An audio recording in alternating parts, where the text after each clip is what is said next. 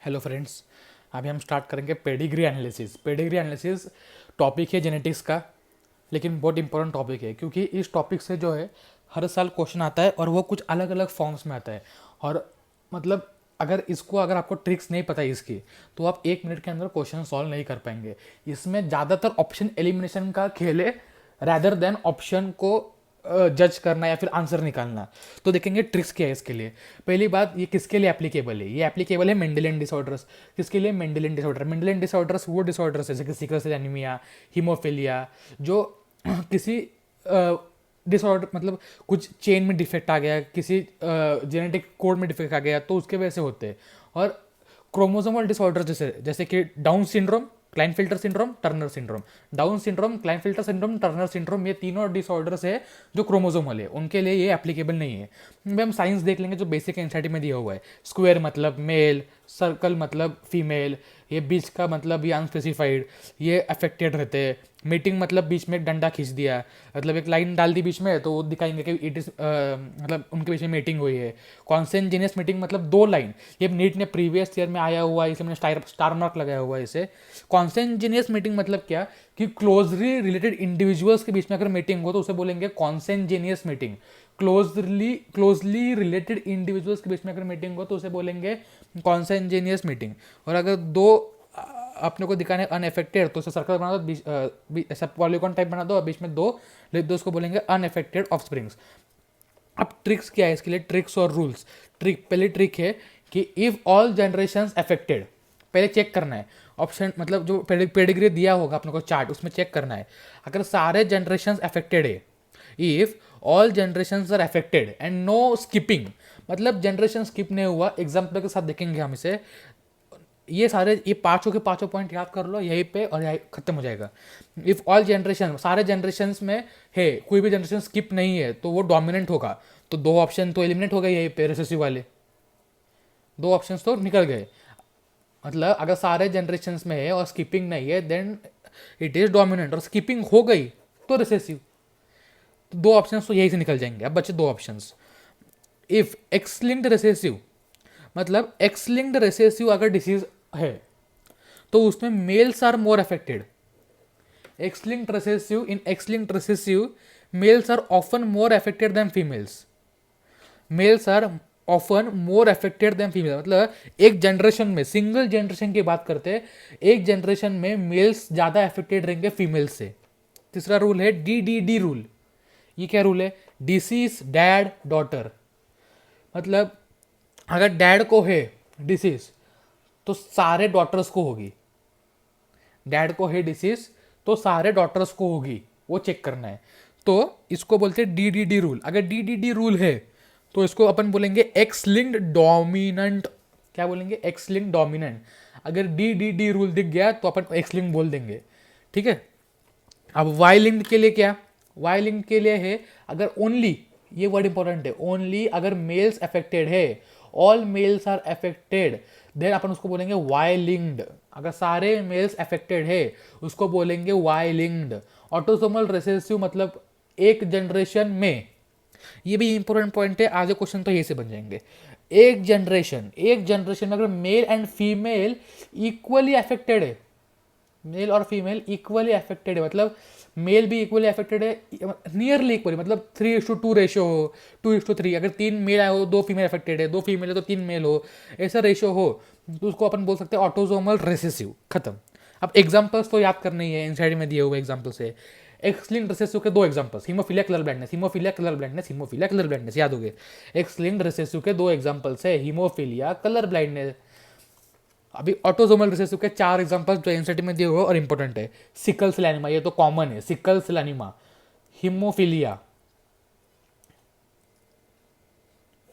Sorry haemophilia, यहाँ पे sickle cell anaemia रहेगा। सिकल सेल एनीमा तो रिसेसिव एनसीईआरटी में दिया हुआ है। फिनाइल कीटोनूरिया, इसको बोलते हैं PKU, फिनाइल कीटोन यूरिया। और थैलेसीमिया, 3 याद कर लो, sickle cell anaemia, phenylketonuria और थैलेसीमिया। ऑटोसोमल डोमिनेंट का याद करना है, एक ही याद करना है, ये याद नहीं किया हंटिंग स्कोर है तो भी चलेगा। ये पहले पीएमटीज में आता था लेकिन अभी नहीं आएगा। जो एनसीईआरटी में दिया हुआ है एक टेबल में दिया हुआ है। एनसीईआरटी में नीचे आप देखोगे पेडिग्री वाले पेज पे नीचे एक इसमें लाइन में दिया हुआ है, बहुत बच्चे मिस कर देंगे लेकिन क्वेश्चन आएगा यही से, मायोटोनिक डिस्ट्रोफी। कौन सा? मायोटोनिक डिस्ट्रोफी, डी से डोमिनेंट, डी से डिस्ट्रोफी। और एक्स लिंक्ड डोमिनेंट तो याद करना ही नहीं है ही नहीं। अब क्वेश्चंस पे आ जाते हैं, क्वेश्चंस की क्या ट्रिक है। तो क्वेश्चंस देखते हैं। पहला क्वेश्चन जो दिख रहा है अपने को, ये एनसीईआरटी में दिया हुआ है पेडिग्री वाली टेबल पे। अब इसको मैं अप्रोच सिखाता हूँ कैसे करना है। ये दिया हुआ है एनसीईआरटी में। अब देखो, ये पहली जनरेशन है, मतलब ये मदर फादर है। इनमें एक को डिसीज है, एक को डिसीज है। अब सेकेंड जनरेशन देखो, सेकेंड जनरेशन, इसको डिसीज है, इसको डिसीज है। अब थर्ड जनरेशन देखो, थर्ड जनरेशन मतलब ये अगर ये ग्रैंडफादर है तो उनका सन और उनका सन, मतलब ये इनका ग्रैंड डॉटर्स और ग्रैंड सन्स है, और ये भी इनके ग्रैंड डॉटर ग्रैंड सन्स। ये सिर्फ ऊपर से दिखा क्योंकि स्पेस नहीं था। तो ग्रैंड डॉटर और ग्रैंड सन, ये भी थर्ड जनरेशन है और ये भी थर्ड है। तो अगर फर्स्ट जनरेशन को हुआ है, सेकेंड जनरेशन को हुआ है, थर्ड जनरेशन को भी हो गया। फर्स्ट को हुआ, सेकेंड को हुआ, थर्ड को हुआ। अभी आप बोलोगे फर्स्ट को हुआ, यहाँ पे नहीं हुआ, इन दोनों में नहीं हुआ।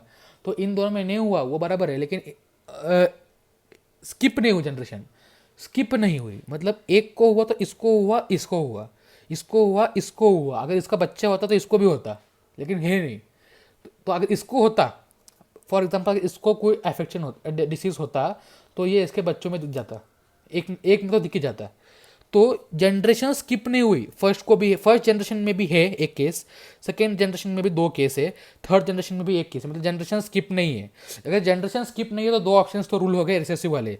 इफ जनरेशन स्किप नहीं है तो 2 ही ऑप्शन बचे डोमिनेंट वाले। डोमिनेंट एक तो होगा एक्स लिंक्ड, या डोमिनेंट होगा ऑटोजोमल डोमिनेंट। ऑटोजोमल डोमिनेंट होगा या ऑटो एक्स लिंक्ड डोमिनेंट होगा, 2 ही केस बचेंगे। अब किसे जज करे कि ये ऑटोजोमल डोमिनेंट है कि एक्स लिंक्ड डोमिनेंट है। एक सिंपल ट्रिक है कि आप सिर्फ देखना है कि डी रूल फॉलो कर रहा है क्या, नहीं कर रहा है यहाँ पे। क्योंकि देखो डॉटर्स जो है यहाँ पे, फादर से डॉटर को नहीं है, मदर से डॉटर को है। मतलब डी रूल फॉलो नहीं कर रहा है। मतलब ऐसा नहीं है कि फादर अफेक्टेड है तो सारे डॉटर्स को हो रहा है। यहाँ पे तो फादर अफेक्टेड भी नहीं है तो डॉटर्स को कैसे हो गया। तो मतलब ये क्या हो जाए, डोमिनेंट तो है नहीं, एक्स लिंक्ड। अगर एक्स लिंक्ड है तो सारे डॉटर्स को होगा। पहली बात अगर सारे डॉटर्स अफेक्टेड है तो वो एक्स लिंक्ड डोमिनेंट है। यहाँ पे देखो, यहाँ पे देख सकते हैं एक भी डॉटर एक डॉटर है जो अफेक्टेड नहीं है, मतलब वो अपने नॉर्मल है, मतलब ये एक्स लिंक्ड नहीं है। अगर सारे डॉटर्स अफेक्टेड है तो वो एक्स लिंक्ड होगा, एक्स लिंक्ड डोमिनेंट होगा। लेकिन यहाँ पे एक डॉटर अफेक्टेड नहीं है तो इसका आंसर हो जाएगा ऑटोसोमल डोमिनेंट।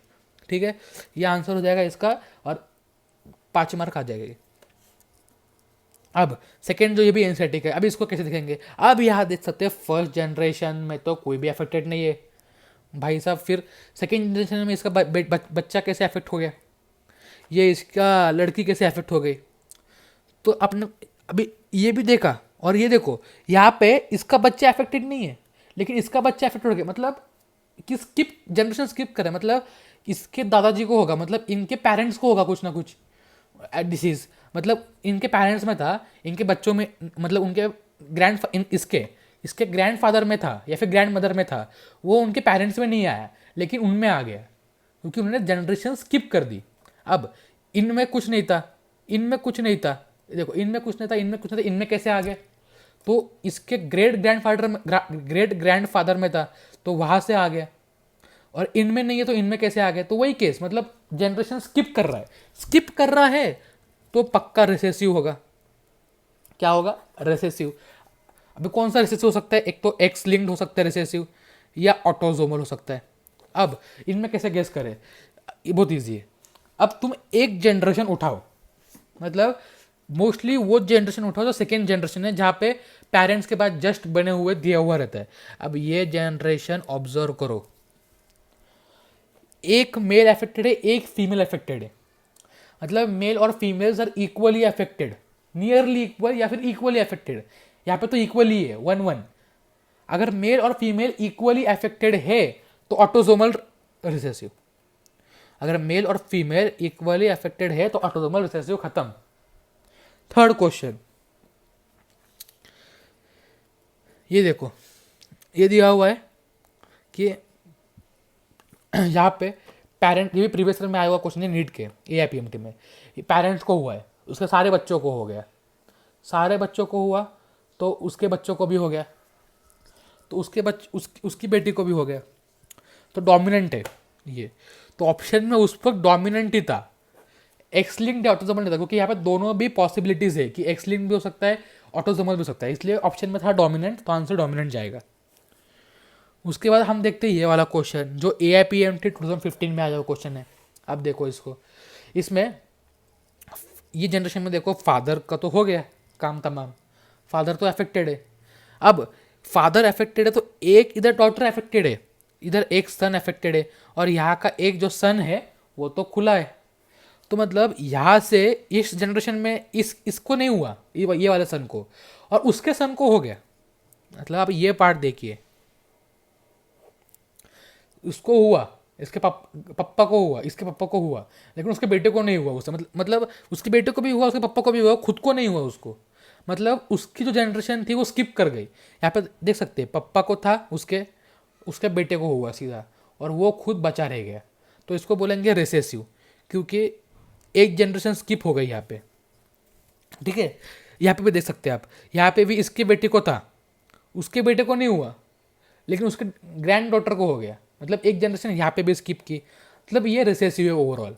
अब कौन सा, एक्स लिंक्ड या फिर ऑटोसोमल, ये दो ऑप्शन बचते हैं अपने पास। तो वापस से ये वाली ट्रिक लगाओ। अब देखो यहाँ पे ये वाली जनरेशन उठाओ, सेकेंड वाली, एक फीमेल अफेक्टेड है और एक मेल अफेक्टेड है। मतलब male and female are equally affected, nearly equal या फिर इक्वली अफेक्टेड। तो आंसर हो जाएगा ऑटोसोमल रिसेसिव। अगर मेल और फीमेल इक्वली अफेक्टेड है तो ऑटोसोमल पहले ऑटोसोमल होगा, और अपन ने पहले ही बोला था कि रिसेसिव है। कैसे? क्योंकि जनरेशन स्किप किया था। अब ये क्वेश्चन है, ये भी प्रीवियस ईयर क्वेश्चन में आया हुआ क्वेश्चन है, और ये क्वेश्चन मैं सॉल्व करने को बोलता हूँ आपको, और आप इसका आंसर मुझे कमेंट बॉक्स में बताइए कि क्या आंसर आता है, फिर मैं आपको इसका करेक्ट एक्सप्लेनेशन और आंसर दे दूंगा। Thank you.